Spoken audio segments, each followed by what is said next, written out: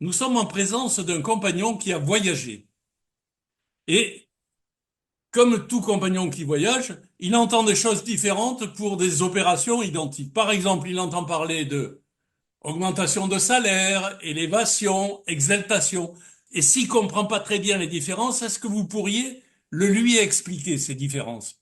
Entre augmentation de salaire et élévation, pour moi, il n'y a pas de différence apparente. Par contre, il y a une grande différence, enfin une grande différence, une spécificité avec l'exaltation. L'exaltation, c'est une augmentation de salaire, certes, c'est une élévation de degré, certes, mais c'est surtout l'élévation de degré au grade de maître. Et c'est une élévation de degré particulière et particulièrement importante. Elle représente une césure dans l'évolution initiatique de la loge bleue, et elle représentera une césure aussi avec éventuellement les, les, les degrés suivants, qu'on appellera fort pompeusement les hauts grades, mais on y reviendra peut-être. Quels sont les outils passifs ou actifs que peut utiliser le jeune maître pour progresser dans ses travaux? Alors, l'exaltation, à peu près comme toutes les élévations d'ailleurs, euh, comporte une phase descendante, c'est-à-dire un abandon de ce qu'on était, exactement comme à l'initiation, il y avait l'abandon du vieil homme, pour donner des outils nouveaux. En l'occurrence, l'exaltation apporte des outils complémentaires de ceux de l'apprenti, de ceux du compagnon, et marque une césure, comme je le disais tout à l'heure, parce que pour la première fois, on aborde le chapitre de la spiritualité. Quels sont les outils dont on dispose?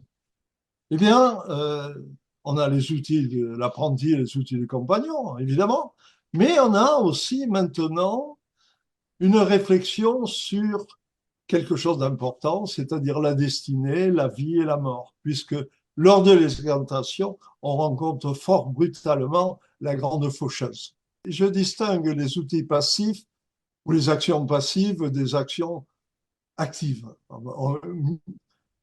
Qu'est-ce à dire? Quand on est passif, on reçoit. Je ne veux pas dire par là qu'il n'y ait pas de travail.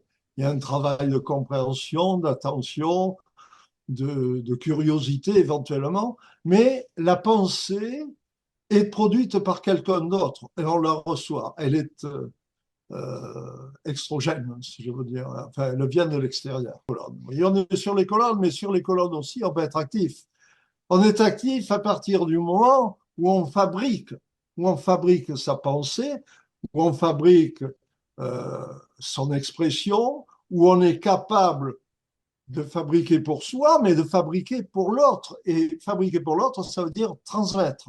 Et pour transmettre, eh bien, il y a ou l'écriture de planches qu'on va lire, et il faudra les rédiger attentivement et les lire parfaitement, et aussi la prise de parole en tenue ou dans des ateliers de travail, peu importe. Et l'actif est fondamental. L'actif, il part de la méditation. Il va à la recherche de la culture, il va à l'écriture, il va à l'expression, et il nous enrichit deux fois plus peut-être que le passif. Le passif nous enrichit, mais l'actif nous enrichit encore plus. Parce que un franc-maçon, c'est un être qui doit être libre, qui doit être, qui doit avoir son libre arbitre. Et le libre arbitre est véritablement l'un des piliers du travail actif. Si on veut être actif, on prend des responsabilités en loge. Alors, vous parlez des offices et vous indiquez un conseil de suivi, de démarche dans les offices qui est un peu surprenant. Par exemple, vous mettez le premier surveillant, la responsabilité de premier surveillant avant celle de deuxième surveillant. Alors, J'aimerais que vous nous expliquiez un petit peu pourquoi vous avez choisi cet ordre. Je dis que pour qu'un un jeune maître prenne des responsabilités et ensuite poursuive sa carrière, il faut d'abord qu'il utilise des plateaux, il faut qu'on lui confie, pardon, des plateaux comme celui de secrétaire, parce qu'il connaîtra le fonctionnement de la loge, mais surtout celui d'expert et celui de maître des cérémonies, parce que là, il va comprendre, il va intégrer tout tout le symbolisme de la tenue. Et ensuite, il faut qu'il s'occupe des, des jeunes ou des plus jeunes. Alors, qui s'occupe des jeunes ou des plus jeunes? C'est le second surveillant et c'est le premier surveillant. Et dans la tradition classique, on voit que les gens montent en responsabilité en étant d'abord second surveillant et ensuite premier surveillant, ce qui préfigure peut-être un vénéralat. Moi, je ne suis pas du tout d'accord, mais pas du tout. Parce que le second surveillant, il a affaire à quoi? Il a affaire aux apprentis. Et le premier surveillant, il a affaire à quoi?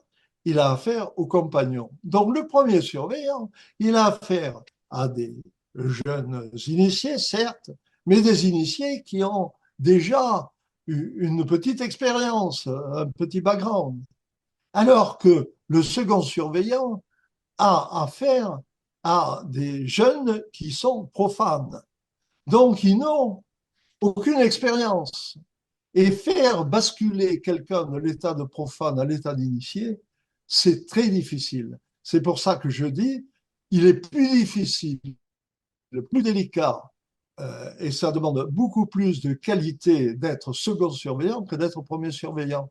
Et c'est pour ça que je dis, et commençons par être premier surveillant, c'est facile, relativement facile, et ensuite second surveillant, avant que éventuellement se retrouver vénérable maître ou orateur. Une fois qu'on est initié au troisième degré, qu'est-ce qu'on peut dire sur les degrés au-delà du 3? Je pense effectivement que les degrés au-delà du 3, que Oswald Wirth qualifiait de degrés de répétition, il était rude. Moi, j'ai qualifié de degrés de complémentation. Ils sont complémentaires. Je vais m'expliquer. D'abord, euh, effectivement, ces degrés ont une fâcheuse tendance à promouvoir des dérives égotiques, tant dans les titres des, des degrés, bon, ça passe, mais dans le fait, et vous le rappeliez, que les maîtres maçons qui sont en 1 degré 18 ou 30, peu importe, considèrent qu'ils ont acquis une place dans la hiérarchie. Ouf, ouf, ouf. Moi, je pense qu'ils ont surtout envisagé de nouvelles situations. Pour moi, ces degrés, qu'on appelle donc pompeusement des hauts grades, et que j'appelle plutôt des degrés complémentaires, quitte à vexer beaucoup de monde, ces degrés sont effectivement des déclinaisons du grade de maître. Le compagnon, on lui a dit, tu as droit à la parole. Alors d'ailleurs, très souvent, on lui donne le droit, il s'en sert pas. Mais en plus, quand il arrive au troisième degré, on lui parle de parole perdue. Alors, de quel symbole s'agit-il? Le jeune maître qu'on relève euh, est passé par la mort d'Hiram, a vécu la mort d'Hiram, et a vécu et vit un relèvement qui le, l'identifie à Hiram. Alors, je vais dire après pourquoi, mais avant, je veux quand même euh, faire une relation très étroite avec ce qui s'est passé au temple d'Abydos en Égypte. Quand le vieux pharaon disparaissait, le jeune pharaon était élu, et ensuite, on le mettait dans un état de semi-conscience, avec des psychotropes sans doute, de telle manière que pendant 2 ou 3 jours, il soit peut-être transporté près des dieux, près d'Isis, la déesse, évidemment, d'Osiris, d'Horus et de Thoth.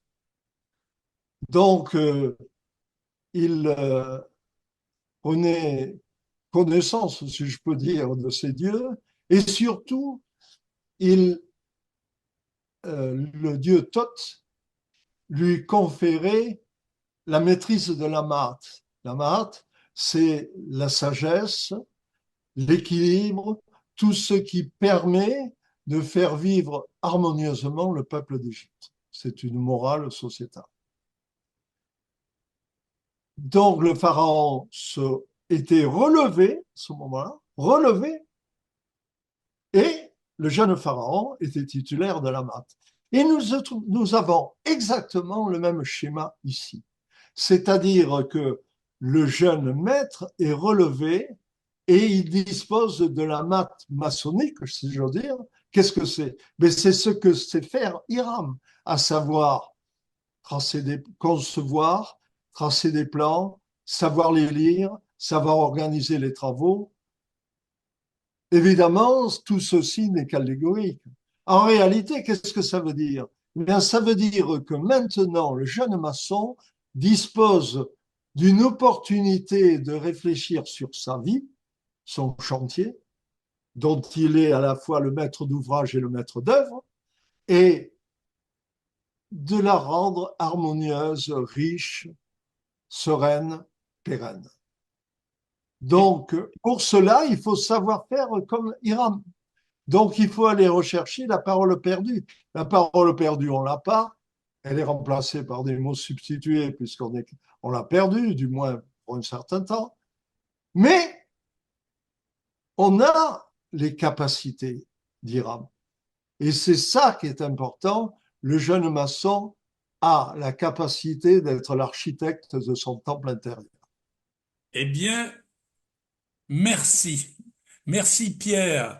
Merci d'avoir répondu à mes questions. Bravo pour cet ouvrage qui, quelque part, donne des pistes de réflexion aussi bien pour les jeunes maîtres que pour ceux qui doivent les accompagner, les surveillants, et pourquoi pas pour les anciens maîtres qui devraient faire travailler plus souvent les jeunes maîtres pour qu'ils travaillent au-delà de l'apprenti et du compagnon.